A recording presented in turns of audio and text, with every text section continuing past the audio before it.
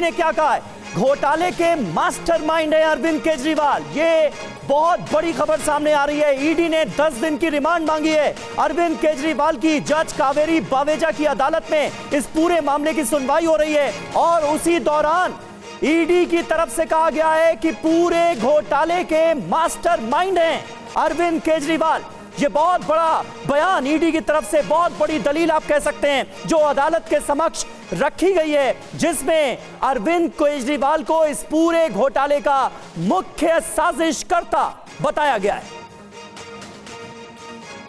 तो ये बड़ी खबर इस वक्त सामने आ रही है। घोटाले के मास्टरमाइंड हैं अरविंद केजरीवाल। ये कहा गया है पूरा जो आबकारी घोटाला है उसके मुख्य साजिशकर्ता, जो मुख्य कॉन्स्पिरेटर हैं, वो अरविंद केजरीवाल हैं। ये ईडी की तरफ से कहा गया है अदालत के समक्ष। राउज एवेन्यू कोर्ट में अभी भी इस पूरे मामले की सुनवाई जारी है, लेकिन अब जो बड़ी जानकारी सामने आ रही है वो ये कि शराब घोटाले का मुख्य साजिशकर्ता अरविंद केजरीवाल को बताते हुए ईडी ने 10 दिन की उनकी रिमांड मांगी है। घनेंद्र भारद्वाज हमारे साथ मौजूद है आम आदमी पार्टी से, उनका हम रुख करेंगे, लेकिन उससे पहले जितेंद्र, मैं आपके पास आ रहा हूं।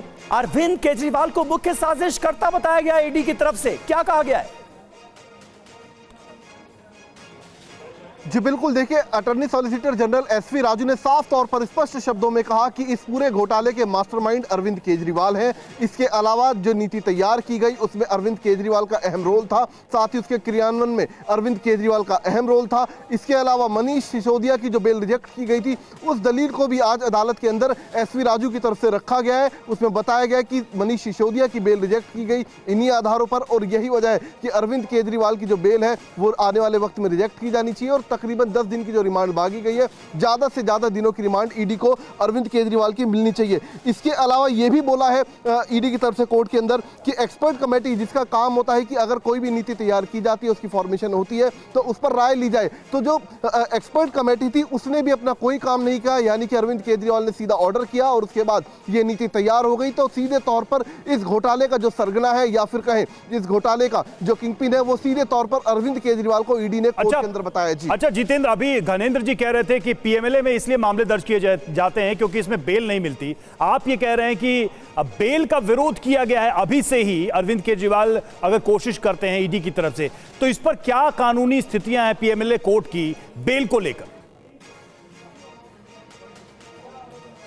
जी बिल्कुल, देखिए साफ तौर पर ईडी ने अदालत के अंदर कहा कि मनीष सिसोदिया ने भी इस मामले में मुख्य भूमिका निभाई थी, जिस तरीके से अरविंद केजरीवाल की भूमिका सामने आई है, और सिसोदिया की जमानत भी सुप्रीम कोर्ट ने खारिज कर दी थी। ये दलील फिलहाल ईडी की तरफ से अदालत में दी गई है और ऐसे में जो पीएमएलए के तहत मुकदमे दर्ज किए जाते हैं उसमें बेल मिलना पहले 6 महीने तक काफी मुश्किल होता है। तो जाहिर सी बात है ईडी सबसे पहले इस पूरे मामले में अपनी तफ्तीश को पूरा कर लेना चाहिए। अभी सिर्फ अरविंद केजरीवाल की इस मामले में गिरफ्तारी की गई है।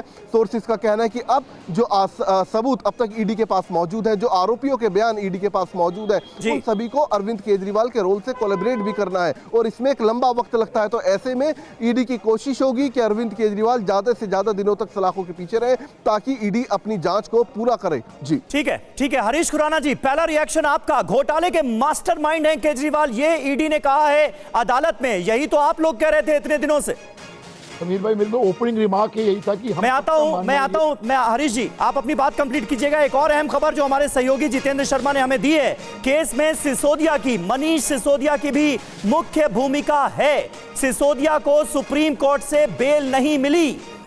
मनीष सिसोदिया के केस का भी जिक्र करते हुए ईडी ने ये दलीलें आज जज साहिबा के सामने रखी हैं और बताया है कि केस में सिसोदिया की भी मुख्य भूमिका रही और मनीष सिसोदिया को सुप्रीम कोर्ट से भी बेल नहीं मिली। तो ये बड़ी खबर, पहली घोटाले के मास्टरमाइंड है केजरीवाल, ये ईडी ने कहा है अपनी दलील में, और दूसरा मनीष सिसोदिया का एग्जाम्पल देते हुए यह कहा गया है कि उन्हें भी सुप्रीम कोर्ट से इस मामले में बेल नहीं मिली। हरीश खुराना जी, ओपनिंग रिमार्क आपके चैनल के ऊपर यही था कि हम जो मानते हैं और पूरा देश मानता है कि जो मास्टरमाइंड है, किंग पिन है, वो तो अरविंद केजरीवाल है। धवन कमेटी की रिपोर्ट, जो भी एक्सपर्ट कमेटी की रिपोर्ट का जिक्र आपके संवाददाता कर रहे थे, वही तो हम कह रहे हैं। उन्होंने कहा था कि कि कार्टेल नहीं होना चाहिए, इन्होंने कार्टेल होने दिया। इन्होंने कहा था मैन्युफैक्चरर्स को रिटेल बिजनेस में नहीं आना चाहिए, इन्होंने वो आने दिया। ब्लैक मार्केट, ब्लैक जो लिस्टेड कंपनी है उनको धंधा नहीं मिलना चाहिए, उन्होंने वो होने दिया। यहां तक कि जो के अरविंद का बयान था, जो मनीष सिसोदिया का पीएस है, उन्होंने साफ कहा था कि 5% से 12% का जो ड्राफ्ट डॉक्यूमेंट है वो अरविंद केजरीवाल के घर पर और अरविंद केजरीवाल की मौजूदगी में उनको दिया गया, इसकी कोई जानकारी किसी को थी ही नहीं। तो मेरा कहना यही है कि तमाम दस्तावेज चीख चीख के यही कहते हैं कि असल जो मास्टरमाइंड है वो अरविंद केजरीवाल है। नरेंद्र जी जवाब दीजिए। बीजेपी पहले से कहती आई है, आज ईडी ने सबूतों के साथ अदालत में भी यही कहा है कि मुख्य साजिशकर्ता केजरीवाल है। देखिए, हम तो पहले दिन से कह रहे हैं कि ईडी भारतीय जनता पार्टी की फ्रंटल विंग बन गई है। आज ईडी ने अदालत में वही बोला जो भारतीय जनता पार्टी के लोग बोलते हैं, क्योंकि स्क्रिप्ट जो है एक ही जगह से लिख के आती है, वो आती है प्रधानमंत्री कार्यालय से।